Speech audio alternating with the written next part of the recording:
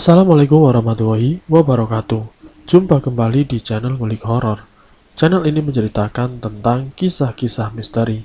Di kesempatan kali ini, saya akan membawakan kisah misteri yang ditulis oleh Ramdan Nahdi. Oh iya, di dalam cerita ini, nama dan tempatnya disamarkan semua ya, untuk menjaga privasi pihak yang terlibat di dalamnya. Yuk daripada kita lama-lama langsung saja kita simak ceritanya. Bismillahirrahmanirrahim. Pada kesempatan kali ini saya akan membawakan kisah misteri yang berjudul Berhaji dengan Uang Pesugihan. Seperti apa kisahnya? Mari kita kulik ceritanya. Kring! Ponselku berbunyi. Ada sebuah panggilan telepon dari Wawan anakku. Bergegas gua angkat teleponnya. Assalamualaikum bu. Suara Wawan terdengar panik.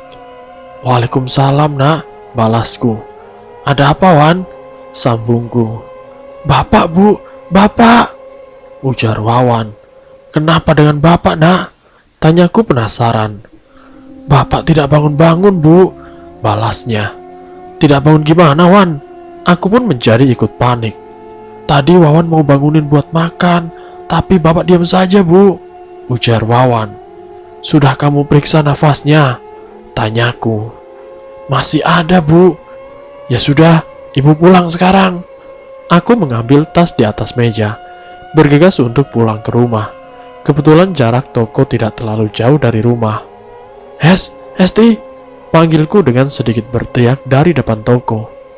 Iya bu, Hesti datang menghampiriku. Kamu jaga toko dulu ya sebentar, ujarku. Ibu mau kemana? Tanyanya. Saya mau pulang dulu, jawabku. Iya bu. Lalu kemudian aku pun berlari menuju rumah. Semenjak kepulangan Mas Fajar, suamiku dari Tanah Suci, ia sering mengeluh kesakitan. Semakin hari kondisinya semakin memburuk. Beberapa kali kusarankan untuk pergi ke rumah sakit, tapi ia menolaknya. Entah kali ini aku harus bagaimana. Kubuka pintu rumah, lalu menuju kamar. Terlihat Wawan yang sedang duduk di samping tubuh Mas Fajar. Gimana Wan? Tanyaku. Masih belum bangun bu, balasnya.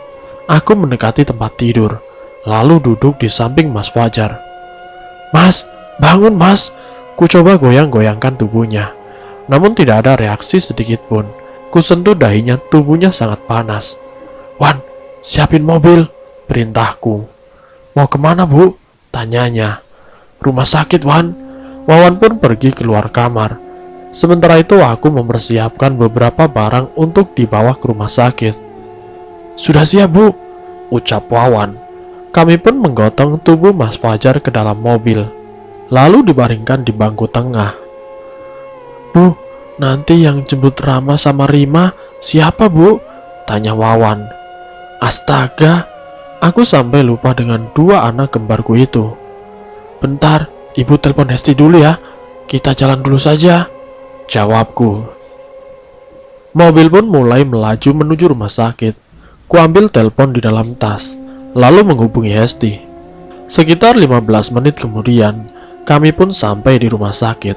Wawan langsung keluar dari mobil, meminta pada pegawai rumah sakit untuk dibawakan berangkar. Tidak lama berangkar pun sudah berada di dekat mobil. Beberapa perawat pria dan Wawan memindahkan Mas Fajar dari dalam mobil, kemudian dibawa ke ruang UGD. Selama pemeriksaan, aku dan Wawan tidak diperbolehkan masuk. Kami hanya bisa menunggu, duduk di bangku depan UGD. Pintu UGD terbuka. Seorang dokter keluar dari dalam. Spontan aku dan Wawan berdiri menyambutnya, menantikan kabar baik darinya. Bagaimana dok? Apakah suami saya baik-baik saja? Tanyaku. Suami ibu mengalami koma, tapi kami harus melakukan beberapa pemeriksaan lagi untuk mengetahui penyebabnya, jelas dokter itu. Apakah ada kemungkinan ayah saya sadar kembali dok? Tanya Wawan. Saya harus memastikan dulu kondisinya, doakan saja yang terbaik, balas dokter. Sekarang suami ibu akan saya pindahkan ke ruang perawatan intensif, sambungnya. Pintu UGD kembali terbuka. Terlihat dua orang perawat sedang mendorong berangkar. Di atasnya ada Mas Fajar yang terbaring tidak sadarkan diri, dengan berbagai alat yang menempel di tubuhnya. Tidak terasa air mataku menetes melihatnya. "Maaf Bu, ada yang saya ingin tanyakan," ucap dokter itu. Ia pun memintaku dan Wawan masuk ke dalam ruangan. Saat pemeriksaan, saya melihat tubuh suami ibu penuh dengan lebam. "Apa ibu tahu itu sebabnya apa?" tanya dokter itu. "Saya juga tidak tahu dok. Lebamnya sudah ada semenjak suami saya pulang dari haji," balasku menjelaskan. Aku ingat saat pertama kali melihat luka lebam itu. Sekembalinya Mas Fajar dari Tanah Suci, ia seperti berusaha menutupinya. Penasaran aku pun bertanya kepadanya penyebab luka lebam di sekujur tubuhnya itu. Namun bukan jawaban yang kudapat, melainkan amarahnya. "Baiklah, nanti saya akan melakukan pemeriksaan lanjutan," ujar dokter itu. "Terima kasih dok," jawabku. Dokter pun mengantar kami ke ruang perawatan Mas Fajar. Dokter berpesan, sementara ini hanya satu orang saja yang bisa masuk ke dalam. "Ibu mau masuk?" tanya Wawan. Aku menggelengkan kepala, khawatir tidak kuat menahan rasa sedih di dalam. "Kamu saja Wan," balasku. Wawan pun menolak. Mungkin ia merasakan hal yang sama denganku. "Kamu jangan kabarin nenek atau kakek dulu ya Wan," pintaku. "Biar nanti ibu yang kabarin," sambungku. "Iya Bu," balasnya. "Sekarang mending kamu pulang dulu. Kasihan Rama sama Rima tidak ada yang nemenin," pintaku. "Ibu tidak pulang juga?" tanya Wawan. "Ibu mau masih menunggu di sini Wan. Siapa tahu nanti bapak kamu sadar," balasku. "Baik Bu." Wawan mencium punggung tanganku. "Wawan pamit pulang dulu ya Bu. Nanti habis maghrib Wawan kesini lagi," ucapnya. "Iya nak, hati-hati ya," pesanku. "Assalamualaikum." "Waalaikumsalam." Wawan pun pergi pulang ke rumah. Waktu cepat berlalu. Tidak terasa sudah 1 jam aku duduk di depan ruang perawatan. Kuambil ponsel di dalam tas, melihat daftar kontak. Siapa yang harus kuberitahu pertama kali ya, pikirku. Terlintas nama Mas Firman, kakak kandung suamiku. Aku pun menghubunginya, memberi kabar kalau adiknya sedang dirawat di rumah sakit. Sayup-sayup terdengar suara azan maghrib berkumandang. Aku bangkit dari kursi, lalu berjalan menuju musola rumah sakit. Kulihat hanya ada beberapa orang saja di musola. Bergegas aku mengambil air wudhu, lalu mencari mukena di lemari penyimpanan. Sesudah sholat aku duduk dan berdoa, mendoakan agar Mas Fajar segera pulih dari komanya. Setelah sholat isya aku kembali ke ruang perawatan. Dari kejauhan terlihat 2 orang sedang duduk di sana.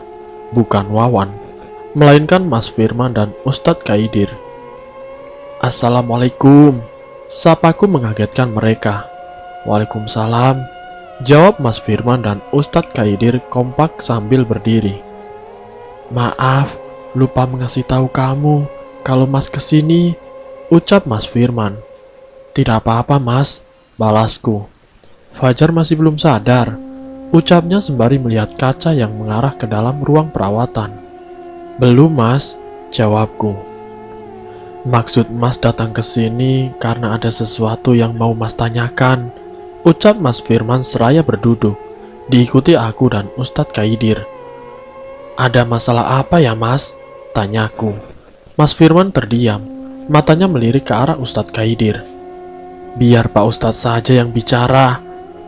"Maaf Dek Murni, pertanyaannya mungkin akan mengagetkan," ucap Ustadz Kaidir.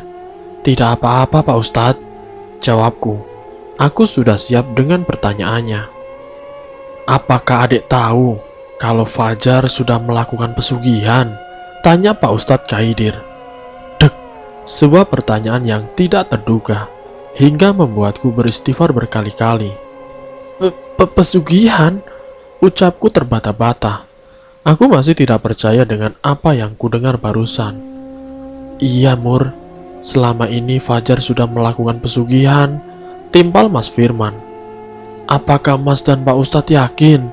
tanyaku berharap apa yang kudengar salah. Fajar sendiri yang bilang sama saya waktu kami di Mekah, balas Ustadz Kaidir. Jadi kamu tidak tahu, Mur? Tanya Mas Firman. Murni benar-benar tidak tahu, Mas, balasku. Sungguh aku tidak menyangka selama ini suamiku menyimpan sebuah rahasia yang begitu menyakitkan. Jadi selama ini kami makan dari uang haram. Astagfirullahalazim, ujarku. Apakah Dek Murni tahu tentang luka lebam di badan Fajar? Tanya Ustadz Kaidir. Saya tidak tahu, Pak Ustadz, balasku. Ustadz Kaidir kemudian bercerita. Suamimu mulai terlihat aneh saat pertama kali menginjakan kaki di Mekah. Fajar bilang kalau katanya kepalanya sangat berat, ucap Ustadz Kaidir. Padahal selama di pesawat dan perjalanan ke Mekah, dia baik-baik saja, sambungnya. Sampai tibalah Mas Fajar di hotel, ia terus mengeluhkan kepalanya pusing, ditambah penglihatannya yang mulai kabur. Ustadz Kaidir selaku pemimpin jamaah memintanya untuk beristirahat di kamar. Namun saat malam tiba, kondisi Mas Fajar belum juga membaik, badannya menggigil, disertai demam tinggi. Ustadz Kaidir bergegas membawanya ke rumah sakit. Namun diagnosis awalnya Fajar terkena meningitis. Tapi setelah dilakukan beberapa pemeriksaan, dokter bilang tidak ada indikasi ke arah sana. Jelas Ustadz Kaidir. Jadi Mas Fajar sakit apa, Pak Ustadz? Tanyaku penasaran. Apa Fajar tidak menghubungi kamu waktu itu? Ustadz Kaidir malah balik bertanya. Mas Fajar sempat sekali menghubungi saya. Dia bilang cuma sakit biasa, mungkin karena kelelahan atau perbedaan cuaca. Jelasku. Sebenarnya saya juga tidak tahu itu penyakit apa. Bahkan sampai dia dibawa pulang pun, dokter masih belum mengetahui penyakitnya dengan jelas. Ustadz Kaidir hanya menemani Mas Fajar semalam di rumah sakit. Selebihnya ia harus memimpin jamaah untuk persiapan prosesi haji, sehingga ia hanya mendapatkan kabar via telepon. Salah satu petugas asal Indonesia yang menjaga di sana berkata kalau Fajar sering berteriak-teriak sendiri. Setiap malam Mas Fajar selalu berteriak kesakitan. Ia sempat bilang tubuhnya seperti terbakar, panas sekali. Namun pihak rumah sakit tidak tahu penyebabnya. Hingga akhirnya ia harus diberi obat penenang. Di sela-sela kesibukan Ustadz Kaidir memimpin jamaah, ia menyempatkan diri untuk datang sebentar ke rumah sakit, melihat bagaimana kondisi Mas Fajar yang sebenarnya. Demi Allah, saya kaget waktu melihat badannya sudah lebam-lebam. Ustadz menjelaskan dengan panjang lebar. Apa Mas Fajar cerita dari mana asal lebamnya, Pak Ustadz? Tanyaku. Iya, dia bercerita, balas Ustadz Kaidir. Dia bilang setiap hari badannya dicambuk oleh orang berbadan tinggi besar dan berkulit hitam legam, sambungnya. Aku tidak mengerti maksud ucapan dari Ustadz Kaidir. Orang berkulit hitam legam. Siapa orangnya, Pak Ustadz? Tanyaku penasaran. Itu bukan orang, lebih tepatnya dari bangsa jin, jawab Pak Ustadz. Bangsa jin? Bagaimana bisa, Pak Ustadz? Tanyaku yang masih penasaran. Beberapa kali sosok tinggi besar itu datang ke mimpi Fajar sambil membawa cambuk berduri. Sosok itu sepertinya marah, terus berteriak sambil mengayunkan cambuknya ke tubuh Fajar. Setiap kali ayunan cambukannya mengenai tubuh Fajar, rasa sakitnya dirasakan sampai ke dunia nyata, bahkan sampai menimbulkan luka lebam di sekujur tubuhnya. Jelas Ustadz Kaidir. Pak Ustadz, tolong saya Pak Ustadz, sakit. Lanjutnya menirukan ucapan dari Mas Fajar. Itu kata-kata yang sering terlontar dari mulutnya. Lanjutnya lagi. Sampai akhirnya di satu titik, Mas Fajar sudah tidak kuat lagi menerima siksaan dari sosok itu. Kemudian mengaku kalau uang yang digunakan untuk berhaji adalah uang yang haram, hasil dari pesugihan. Ustadz Kaidir memberi saran kepada Mas Fajar untuk melakukan taubatan nasuha agar Allah mengampuni dosanya dan siksaan itu segera berakhir. Alhamdulillah, setelah melakukan taubatan nasuha, tidak lama kemudian kondisinya membaik. Fajar pun diperbolehkan pulang ke hotel. Tapi banyak ujian yang harus dihadapi selama prosesi haji. Ujian apa, Pak Ustadz? Tanyaku. Saat wukuf di padang Arafah, Mas Fajar merasakan panas yang luar biasa. Saking panasnya, berkali-kali ia menyiramkan air ke kepalanya. Padahal saat itu suhu udara di sana tidak terlalu panas. Saya pun meminta dia untuk terus berzikir dan memohon ampun kepada Allah agar rasa panasnya itu menghilang. Tapi aneh sekali, setiap kali Mas Fajar menghentikan zikirnya, rasa panas itu kembali muncul, sehingga ia harus terus berzikir sampai meninggalkan Arafah.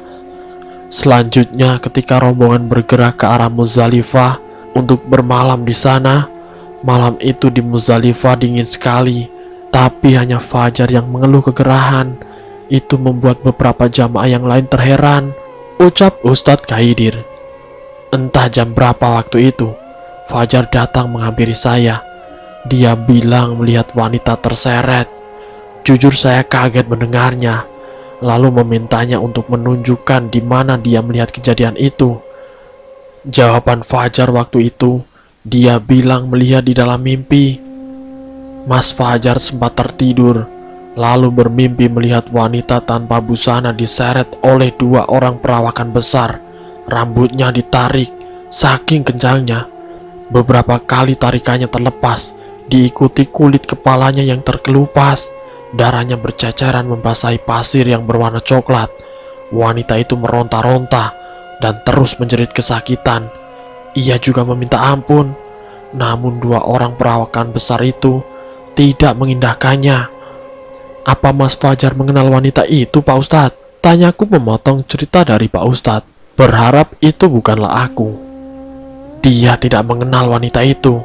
Setelah mendapatkan mimpi menyeramkan itu, Mas Fajar tidak berani tidur. Ia memilih berzikir di samping saya sampai waktu subuh. Setelah sholat subuh dan mengumpulkan kerikil untuk lempar jumroh, rombongan jamaah pun meninggalkan Muzdalifah menuju Mina.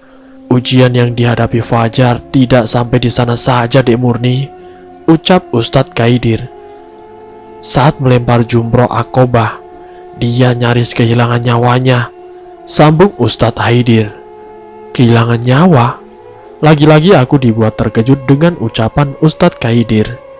Iya, jika telat beberapa menit, mungkin dia akan kembali lagi ke Indonesia, kata Ustadz Kaidir. Hatiku terasa sakit. Bagaimana mungkin Mas Fajar tidak menceritakan kejadian itu kepadaku, apalagi itu menyangkut nyawanya. Tiba di Mina, rombongan langsung melaksanakan lempar jumroh Aqobah. Di saat itulah Mas Fajar hampir meninggal dunia. Tadinya saya pikir dia ada di samping saya, ternyata tidak ada, ucap Ustadz Kaidir. Ia sebelumnya berpesan agar Mas Fajar tidak berjalan jauh darinya, khawatir akan terjadi sesuatu. Benar saja, baru beberapa menit fokus melihat ke depan, Mas Fajar sudah tidak ada di samping Ustadz Kaidir. Ia menghilang di antara lautan manusia yang saling berdesakan. Setelah selesai melempar jumroh, saya mencari keberadaan Fajar, tapi tidak ketemu juga. Sampai sayup-sayup terdengar teriakan minta tolong. Bergegas aku mendekati sumber suara itu. Harus melawan arus jamaah yang ingin melempar jumroh. Dengan susah payah, akhirnya sudah dekat dengan sumber suara itu. Berharap bukan salah satu jamaah dari rombongannya. Semakin dekat, suaranya semakin jelas. Setelah dilihat, ternyata itu adalah Mas Fajar yang sedang terbaring di tanah. Tubuhnya diinjak-injak oleh jamaah lain. Saya pun bergegas untuk menolongnya. Sulit sekali menolong orang terjatuh di tengah kerumunan orang. Resikonya kita akan terjatuh dan juga terinjak. Berkali-kali saya gagal menarik tubuh Mas Fajar, sampai akhirnya ada jamaah lain yang membantuku. Wajahnya sudah pucat kepala, kaki dan tangannya juga sudah berdarah. Kalau kami telat menolong, mungkin dia tidak selamat, ucap Ustadz Kaidir. Lalu kemudian Ustadz Kaidir beserta jamaah lainnya menggotong tubuh Mas Fajar ke tenda medis supaya segera diberi perawatan. Syukurlah, luka yang dideritanya tidak terlalu parah. Seharusnya dengan luka seperti itu, dia tidak diperbolehkan pergi kemana-mana. Tapi dia masih memaksa ikut bersama rombongan pergi ke Mekah untuk melakukan tawaf ifadah. Imbu Ustadz lagi. Awalnya tenaga medis di sana tidak mengizinkan Mas Fajar untuk pergi karena kondisinya masih kurang stabil. Namun ia terus memaksa untuk pergi bersama rombongan. Ya, aku sudah paham benar dengan sifat keras kepalanya itu. Akhirnya Ustadz Kaidir pun setuju. Namun dengan satu syarat, Mas Fajar harus mengenakan kursi roda. Apa Mas Fajar mau, Pak Ustadz?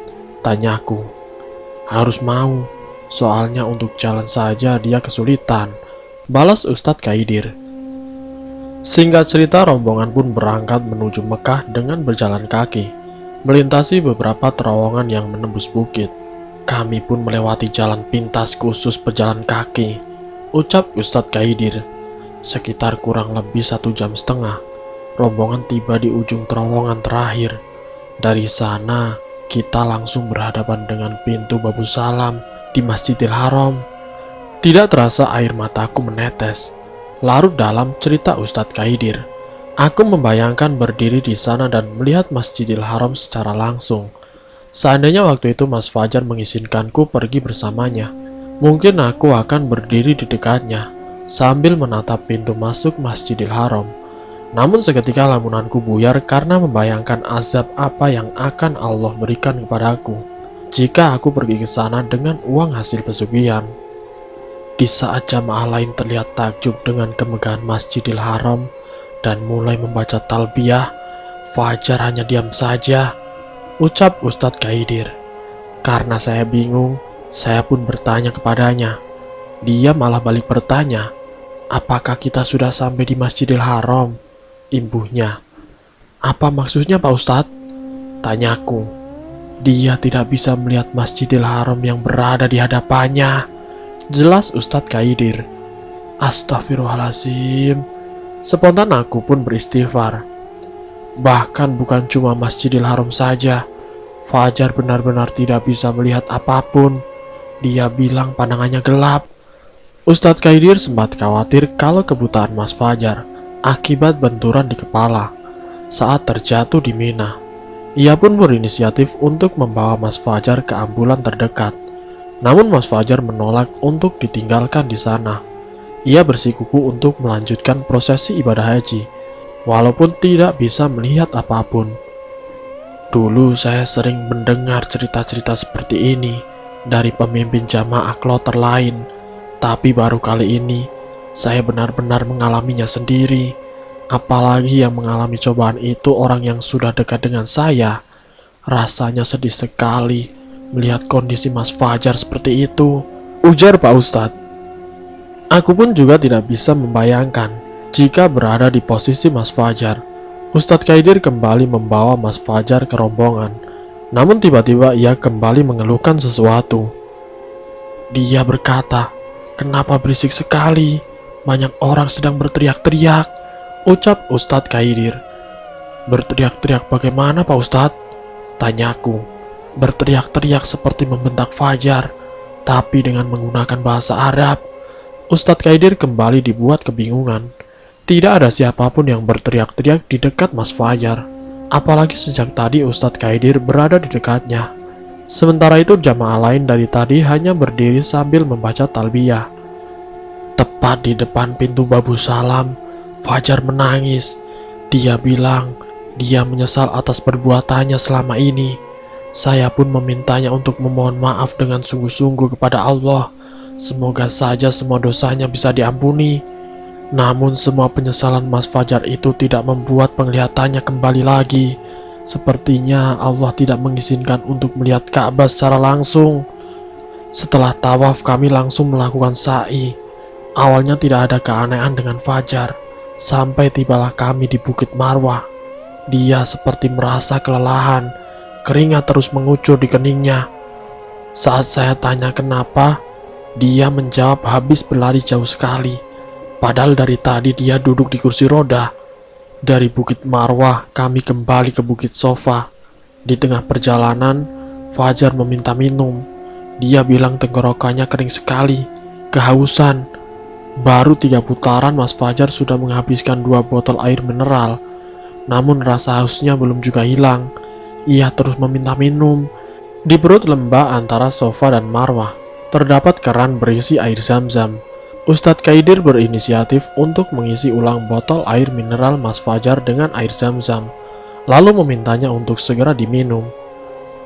Alhamdulillah, setelah minum air zam-zam, Fajar sudah tidak merasa kehausan lagi, ucap Ustadz Kaidir. Mas Fajar pun bisa melanjutkan sa'i sampai selesai. Setelah itu rombongan kembali ke Mina untuk bermalam. Namun tiba di Mina penglihatan Fajar akhirnya kembali. Tapi ada satu kejadian yang cukup menghebohkan pada saat itu. Ada kehebohan apa Pak Ustadz? Tanyaku penasaran. Fajar kesurupan, ujar Pak Ustadz. Astagfirullahaladzim. Ada jin wanita yang merasuki tubuhnya. Lanjut Pak Ustadz. Jin wanita? Tanyaku. Iya, anehnya jin itu bukan berasal dari tanah Arab, melainkan dari Indonesia. Malam itu udara di Mina tidak terlalu dingin. Setelah sholat Isya, kami sudah kembali ke tenda untuk makan malam, ucap Ustadz Kaidir. Setelah makan malam, Ustadz Kaidir menyuruh Mas Fajar beristirahat di tendanya. Saya ingat betul, waktu itu sedang duduk di luar tenda, sambil mengobrol bersama jamaah lain. Beberapa jamaah mulai mengeluhkan keanehan yang terjadi dengan Fajar. Tapi saya meminta mereka untuk tidak bertanya langsung pada Fajar. Lebih baik mereka harus fokus dengan ibadah hajinya. Namun ketika sedang mengobrol, tiba-tiba salah satu jamaah berlari menghampiri Ustadz Kaidir. Dia bilang kalau Fajar dari tadi tidur sambil menangis, ucap Ustadz Kaidir.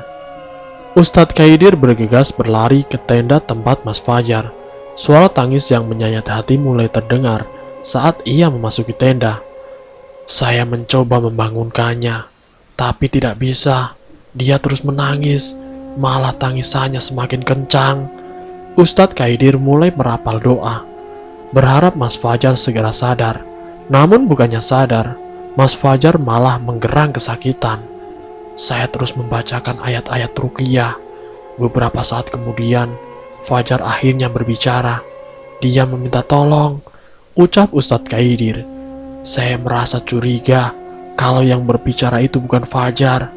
Dari cara berbicaranya sangat berbeda, seperti wanita. Ustadz Kaidir terus merapal doa, hingga akhirnya Mas Fajar membuka mata lebar-lebar. Dengusan nafasnya terdengar kencang sekali. Dia terus melotot ke arah saya. Raut wajahnya tampak marah sekali, jelas Ustadz Kaidir. Dan bersambung.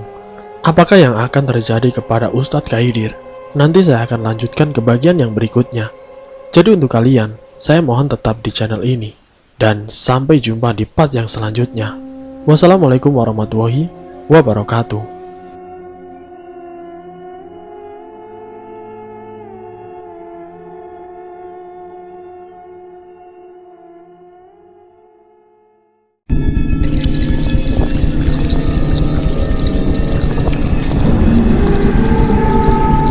Selamat datang di channel Ngulik Horor.